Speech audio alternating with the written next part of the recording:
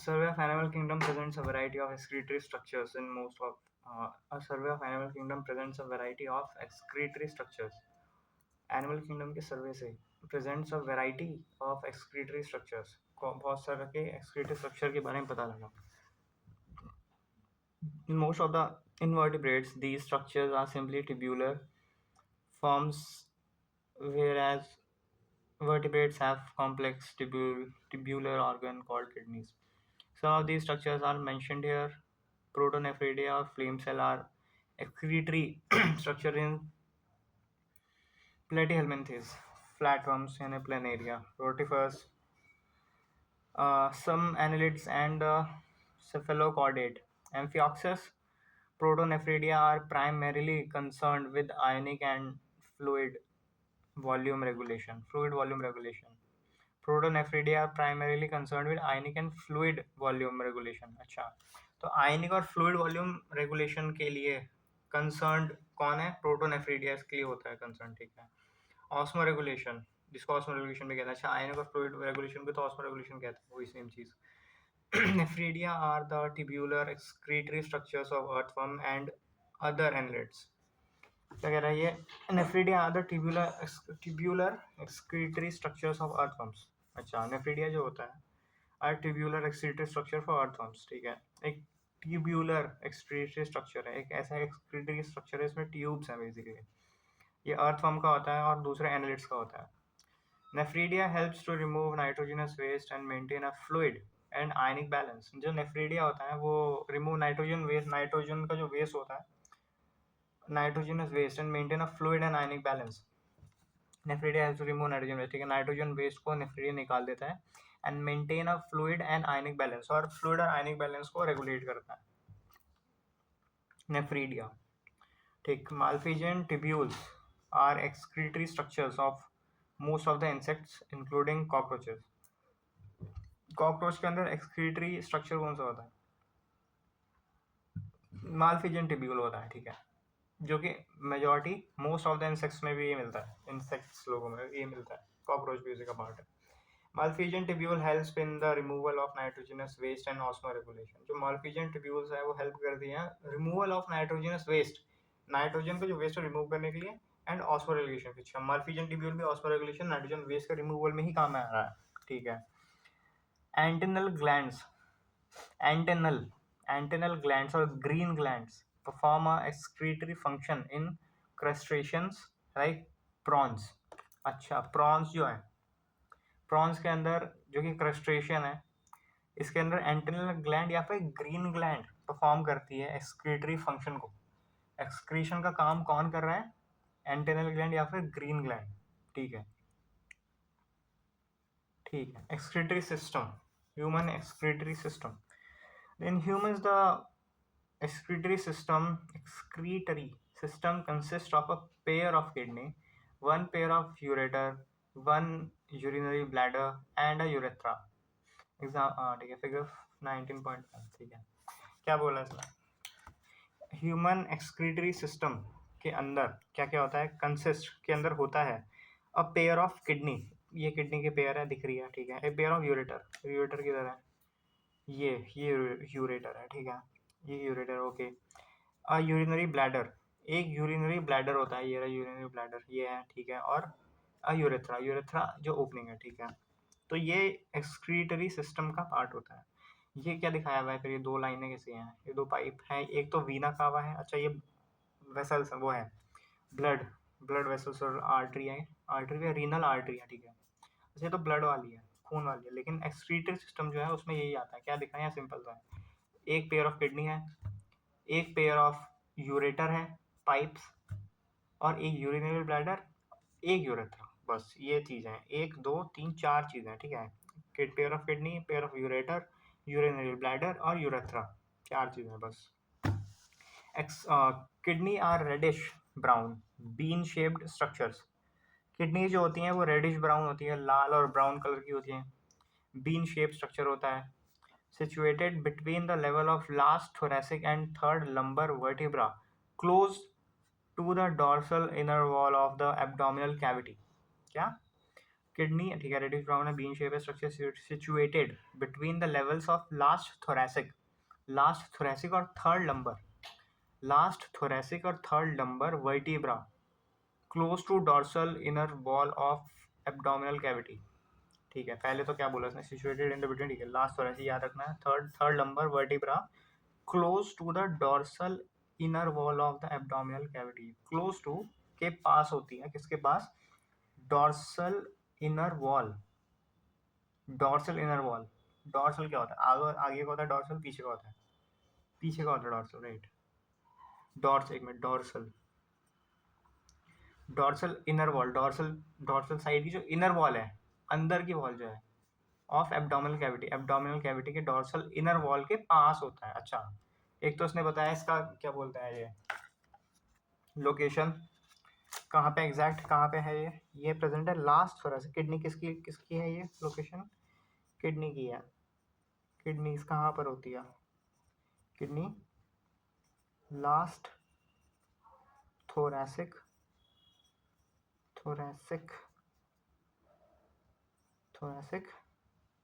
And third lumbar,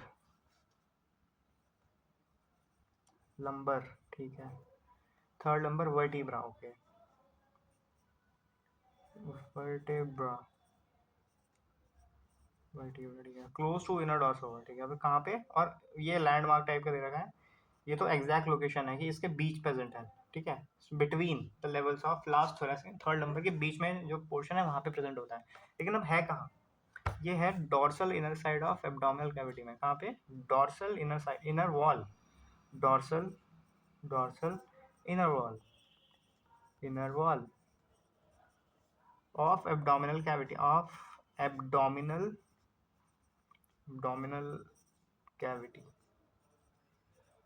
cavity, ठीक है भाई। Each kidney of an adult human measure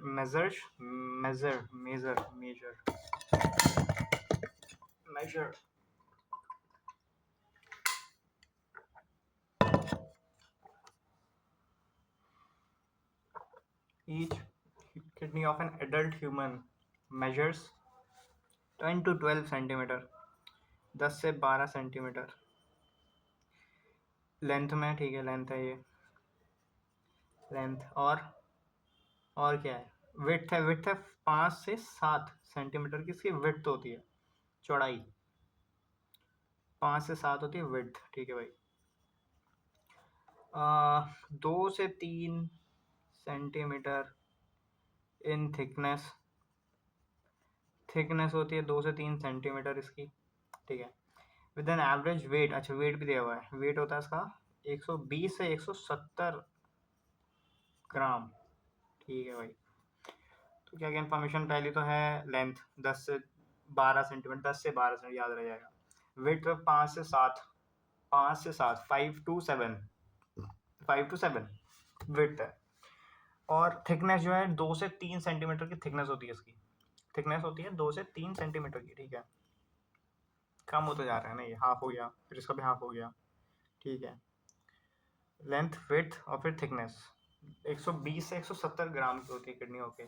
toward the centre of the inner concave surface of kidney is a notch called hilum through which ureter, blood vessels, nerves enter, ठीक है क्या।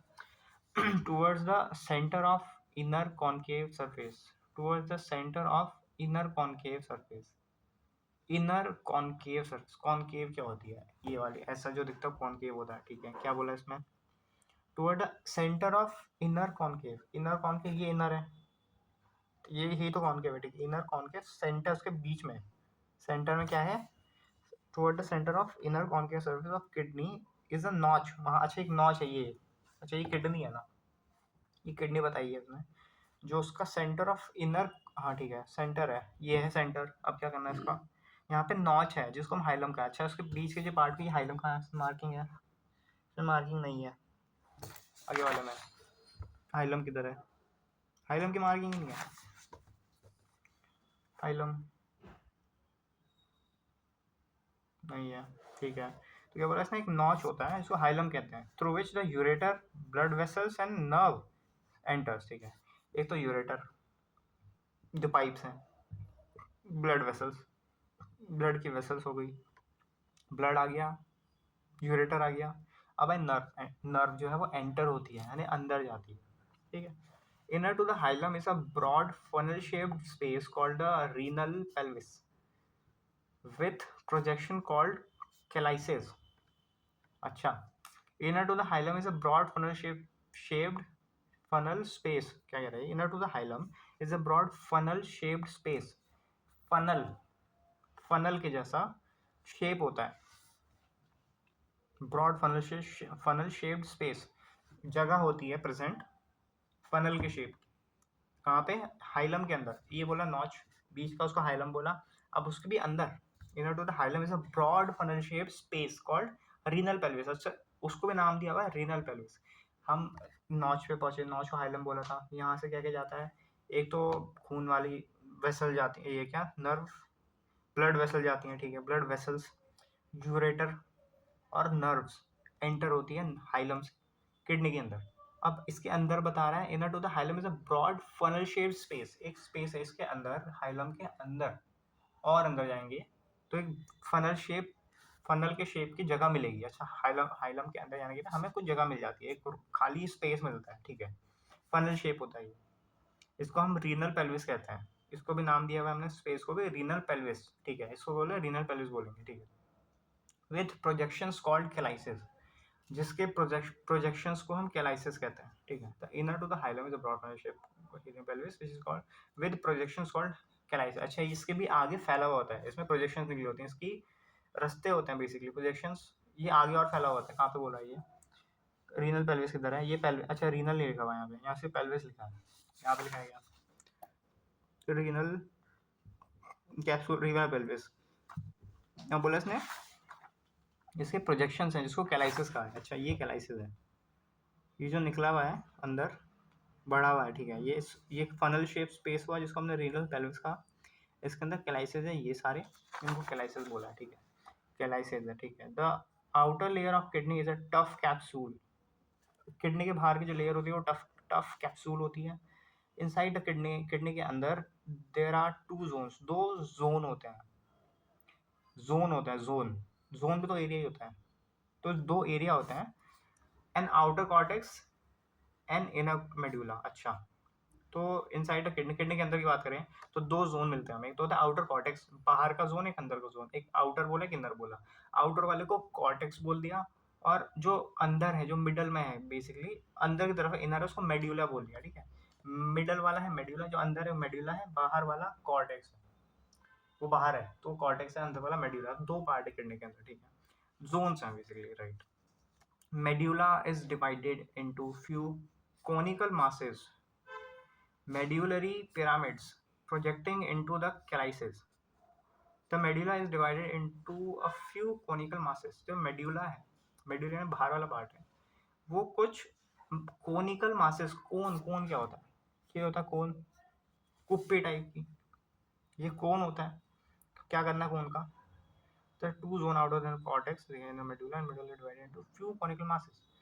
conical masses में ये divided होता है, medullary pyramids, उसको medullary pyramids, pyramid basically वही, conical है मतलब पिरामिड जैसा दिख रहा है इसलिए पिरामिड बोला है। मेड्यूलरी क्योंकि मेड्यूला के अंदर कुछ पिरामिड जैसा स्ट्रक्चर है, इसलिए इसको क्या बोल दिया हमने, मेड्यूलरी पिरामिड्स नाम दे दिया।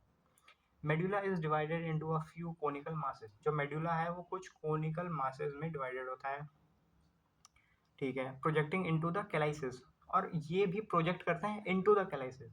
प्रोजेक्ट मतलब कि फैलना, प्रोजेक्ट का क्या मतलब है, प्रोजेक्टिंग, हम प्रोजेक्ट करते हैं, जो प्रोजेक्शन हम उससे करते हैं, तो उसी में हम क्या करते हैं, एक जगह से दूसरी जगह उसको फैलाते हैं, फोटो को, प्रोजेक्शन। अच्छा ठीक है, प्रोजेक्टिंग इनटू द कैलाइसिस, कैलाइसिस में जाता है बेसिकली, ये और फैला होता है आगे कैलाइसिस के अंदर। अच्छा, medulla, medulla divided into few conical masses, medulla pyramids, projecting into कैलाइसिस, कैलाइसिस के अंदर प्रोजेक्ट हो रहा है। ठीक है, the cortex x tends in between the medulla, medullary pyramid as renal column called column of Vertine। ठीक है भाई, क्या कह रहा है ये, किसने क्या बोला यहाँ पे कि मेडुला डिवाइडेड इनटू कुछ कॉनिकल मासेस में डिवाइडेड है, ठीक है। अभी जो कॉनिकल मासेस हैं ये भी आगे प्रोजेक्ट हो रहे हैं कैलाइसिस के अंदर। कैसे हो रहे हैं ये देखो, मेडुलरी पिरामिड ये रहा, अब ये प्रोजेक्ट हो रहा है। अच्छा ये आया यहाँ से कैलाइसिस कैलिक्स, बेसिकली एक को कैलिक्स बोलेंगे, बहुत सारे को कैलाइसिस बोला हुआ है, ठीक है। कैलाइसिस, ठीक है। कैलिक्स ये हुआ कैलिक्स, ये किसका प्रोजेक्शन है, ये रीनल पेल्विस का प्रोजेक्शन है। रीनल पेल्विस क्या था, एक स्पेस था, फनल शेप स्पेस था जो कि हाइलम के अंदर था। फनल शेप स्पेस था, उसके प्रोजेक्शन को कैलिक्स बोला। कैलिक्स भी अपने आप में प्रोजेक्शन है। उसके अंदर दूसरा प्रोजेक्शन आता है मेडुलरी पिरामिड का। मेडुलरी पिरामिड जो मेडुलर पार्ट ऑफ किडनी है उसके अंदर कोनिकल शेप के स्ट्रक्चर्स होते हैं। सॉलिड स्ट्रक्चर क्या बोला था, divided into few conical masses, ठीक है। कॉनिकल मासेस है, मास है यानी कुछ ठोस पदार्थ है, कुछ टफ चीज है ये, राइट। तो ये है प्रेजेंट मेडुला के अंदर, और इसकी प्रोजेक्शंस कैलिक्स में चले जाती है, ये इसने बोला है। तो cortex extend in between, the cortex extends, cortex है वो एक्सटेंड कहाँ से कहाँ तक होता है, extend in between the medullary pyramid as renal columns called column of Bertini, column of Bert. अच्छा ये पिरामिड इसके बीच में जगह बच गई, ये जब जगह, ये किसकी जगह है, ये मेडुला की जगह नहीं है, ये जगह है किसकी, कॉर्टेक्स से। ये कॉर्टेक्स वाला पार्ट है, मेडुला अंदर का हो गया, अंदर के पहली बात ये बाहर का, ठीक है। अब ये जो कॉर्टेक्स है ये भी अंदर घुसा हुआ है, जहाँ पिरामिड है, बाकी जगह में भी जो कॉर्टेक्स का पार्ट है वो अंदर आ गया, ये इस तरीके से ठीक ये था। इसके बीच में जो है ये रीनल कॉलम बोल दिया हमने इसको, ये कॉर्टेक्स ही होता है बेसिकली, एक्सटेंड हो रखा होता है मेडुलरी पिरामिड से अंदर, बिटवीन, अच्छा बिटवीन इनके बीच में, दो के बीच में प्रेजेंट होता है कौन, कॉर्टेक्स, ठीक है। इसको हम रीनल कॉलम कहते हैं। एज रीनल कॉलम क्या होता है, कॉलम्स होते हैं ये चैनल्स टाइप के, कॉलम बोलते हैं उनको। रीनल कॉलम्स, रीनल के कॉलम, रीनल क्या होता है, रीनल यानी रिलेटेड टू किडनी, ये तो मैं जानता हूँ। Column called column of Bertini. अब इन इन इन चैनल्स को हमने बोल दिया, या फिर इन इन कॉलम्स को हमने बोल दिया कॉलम ऑफ बर्टनी, ठीक है। कॉलम ऑफ बर्टनी बोला, कॉलम ऑफ बर्टनी क्या होता है, कॉलम ऑफ बर्टनी जो है वो कॉर्टेक्स का पार्ट होता है। किसका पार्ट होता है, कॉर्टेक्स का बाहर वाले का पार्ट। लेकिन ये वो है जो पिरामिड के बीच में प्रेजेंट होता है, जो पार्ट पिरामिड के बीच में आ गया उसको हमने क्या बोल दिया, उसको हमने बोल दिया columns, basically column, column of Bertini बोला है, ठीक है। जो कॉर्टेक्स वाला पार्ट पिरामिड के बीच में स्टैंड होकर आ गया उसको हमने कॉलम ऑफ बर्टनी बोला। आगे बढ़ो। Each kidney has nearly 1 million complex tubular structures called nephrons. Her kidney के अंदर लगभग 1 million 10 lakh complex tubular structures present होते हैं, जिसको हम नेफ्रॉन कहते हैं। नेफ्रॉन को इसने बहुत आसान भाषा में समझाने की कोशिश करी है, एक सेंटेंस में वो बोला कॉम्प्लेक्स ट्यूब्यूलर स्ट्रक्चर्स। स्ट्रक्चर्स तो हैं, सब जानते हैं, कोई स्ट्रक्चर है ये। नेफ्रॉन को बोला, नेफ्रॉन क्या होता है नेफ्रॉन, तो नेफ्रॉन एक स्ट्रक्चर है, लेकिन ये ट्यूब्यूलर स्ट्रक्चर है, ट्यूब से मिलकर बना हुआ है, बहुत सारी ट्यूब्स का एक स्ट्रक्चर है, और बहुत कॉम्प्लेक्स स्ट्रक्चर है, बहुत कॉम्प्लेक्स स्ट्रक्चर है, ट्यूब्स का बना हुआ एक स्ट्रक्चर, इसको नेफ्रॉन कहते हैं, और ये नियरली 1 मिलियन प्रेजेंट होते हैं किडनी के अंदर, ठीक है। फिगर 19.3 ये रहा।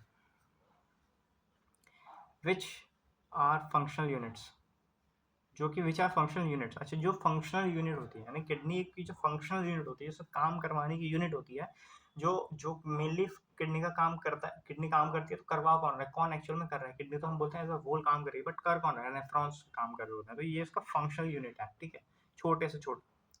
Each nephron has 2 parts, her nephron के 2 पार्ट्स होते हैं, एक glomerulus and renal tubule. Renal tubule वापस आया, रीनल, ठीक है। रीनल टिब्यूल्स, ये तो रीनल पेल्विस है, रीनल 2-3 जगह आ गया ना, तो ये रीनल पेल्विस था, ये था रीनल पेल्विस। क्या है रीनल पेल्विस, तो रीनल पेल्विस आया, ठीक है, समझ गया बात। आगे इसके बाद रीनल आया, यहाँ पे रीनल कॉलम्स बोला गया, फिर रीलम नहीं रीनल आया, अब बोला renal tubules, tubes, renal tubes, ये टिब्यूलर स्ट्रक्चर है ना, तो रीनल की tube, renal is related to kidney, the glomerulus and the renal tubule. Each nephron has 2 part, हर नेफ्रॉन के पास 2 पार्ट होते हैं, मतलब अगर बोले नेफ्रॉन, बताओ नेफ्रॉन का स्ट्रक्चर, तो नेफ्रॉन के 2 पार्ट हैं, बस 2 पार्ट में डिवाइडेड है, डिवाइडेड है, ग्लोमेरुलस और दूसरा रीनल ट्यूब्यूल, ठीक है। Glomerulus is a tuft of capillaries formed by the afferent arteriole, a fine branch of renal artery। क्या बोला इसने? ग्लोमेरुलस। अब बता रहे हैं दो पार्ट है ना, एक तो ग्लोमेरुलस एक रीनल ट्यूब्यूल। अब पहले ग्लोमेरुलस के बारे में बता रहा है।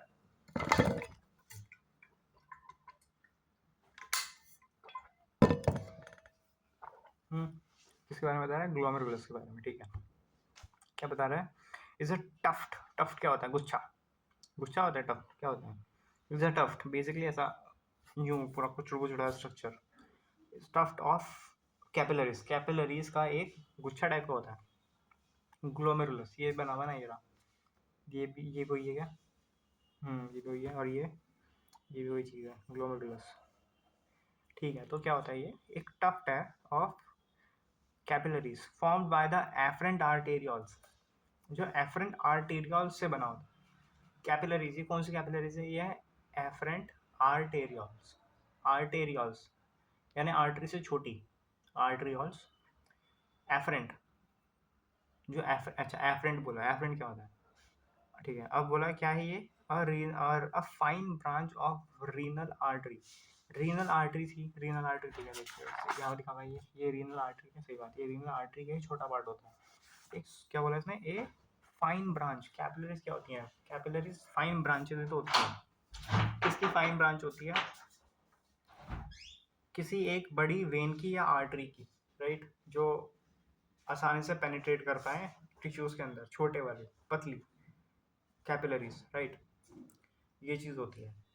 तो ये जो कैपिलरीज है एफरेंट आर्टेरियल, ये कौन सी वाली आर्टरी की फाइन टिब्यूल है, या फिर फाइन ब्रांच है? किसकी है? रीनल आर्टरी की। रीनल आर्टरी ही तो एंटर करती है ना नॉच से, हाइलम से, कहाँ पे? किडनी के अंदर। तो करने के बाद घुस गई एक बार, उसके बाद क्या? जो उसकी फाइन कैपिलरीज हैं, जो पतले पतले उसकी धारियां हैं, बेसिकली धारियां नहीं, सॉरी, कैपिलरीज हैं, कैपिलरीज हैं आर्टरी, उसको हमने एफरेंट आर्टेरियल बोला। एफरेंट आर्टेरियल एक बार आई किडनी के अंदर तो वो एक टफ्ट बनाती है जिसको हम ग्लोमेरुलस भी कहते हैं, ठीक है। क्या कहते हैं उसको? ग्लोमेरुलस कहते हैं। Form by the efferent arterial, ये बनती है एफरेंट आर्टेरियल से। कौन? ग्लोमेरुलस बनता है, ठीक है, एफरेंट आर्टेरियल से, fine branch of urinary artery, ठीक है। Blood from the glomerulus is carried away by the efferent arteriole. Blood from the glomerulus is carried away by the efferent arteriole. Okay, efferent, efferent आ गया। तो blood from the glomerulus, glomerulus का जो blood होता है उससे blood is carried away by efferent arterial.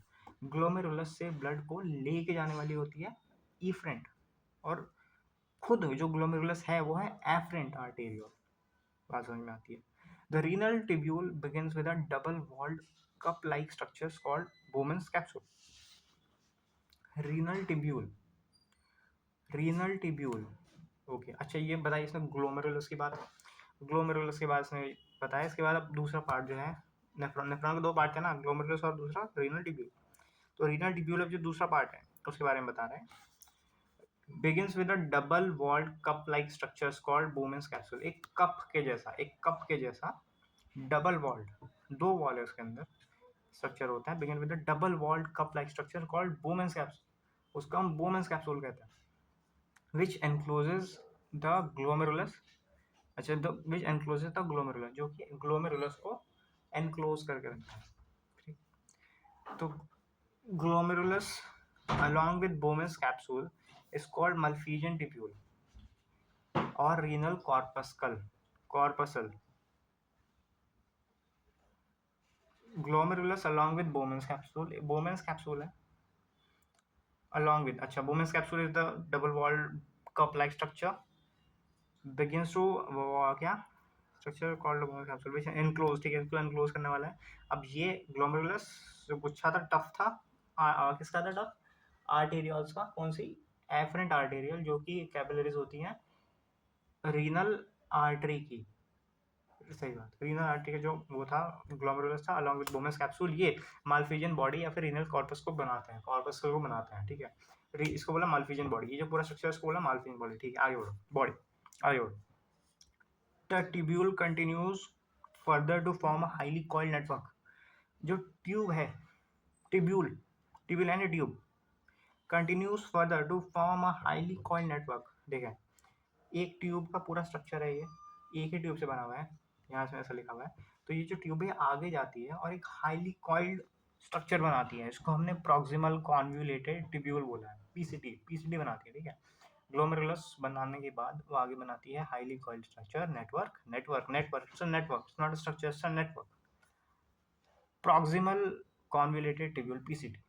Hairpin shaped Henle's loop is the next part of the tubule. Tubule का next part होता है हेयर पिन जैसा Henle's loop.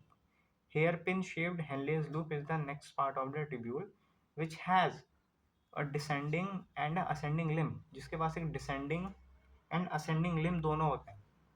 Ascending limb continues another highly coiled tubular region that called distal convoluted tubule, DCT।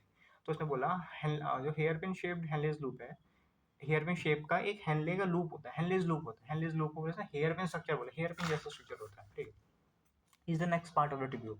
ये tubule का next part होता है विच has a descending and ascending limb, जिसका descending नीचे जाने वाला, ऊपर जाने वाला, दो नीचे और ऊपर जाने वाले दो लिम्स होते हैं, हाथ होते हैं बेसिकली, ठीक है। लिम्स बोला इसने यहाँ पे, तो दो limbs हैं।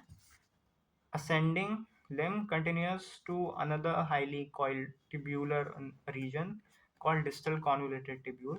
अच्छा, क्या बोला इसने, समझ गया बात। आगे ascending limb, जो ascending ऊपर जाने वाला जो limb है, continues to another highly coiled tubular region called distal convoluted tubule। आगे जाके ये एक और स्ट्रक्चर बनाता है जिसको डीसीटी कहते हैं, ठीक है। तो डीसीटी और पीसीटी के बीच में लूप पकड़ने आता है, बात समझ में आती है। DCT of many nephron open into straight tube called collecting duct। क्या DCT of many nephrons, कई सारे nephrons का जो DCT होता है opens into a straight tube। क्या the DCT of many nephron open into a straight tube called collecting duct of many of which converge and open into the renal pelvis through medullary pyramid in the calyces, ठीक है। DCT of many nephron, कई सारे nephron के डीसीटीज, बहुत सारे nephrons के जो डीसीटीज हैं, डीसीटी बहुत सारे डीसीटी हैं अलग अलग नेफ्रॉन्स के।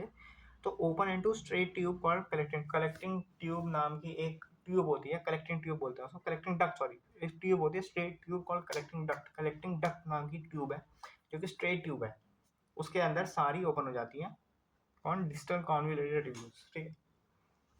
मेनी ऑफ जिसमें से कई सारी, many of which converge and open into renal pelvis, ये कन्वर्ज कर जाती है और ओपन हो जाती है रीनल पेल्विस में। रीनल पेल्विस क्या होता है, रीनल पेल्विस कौन सा पार्ट था भाई, जो ये पार्ट था जो स्पेस था,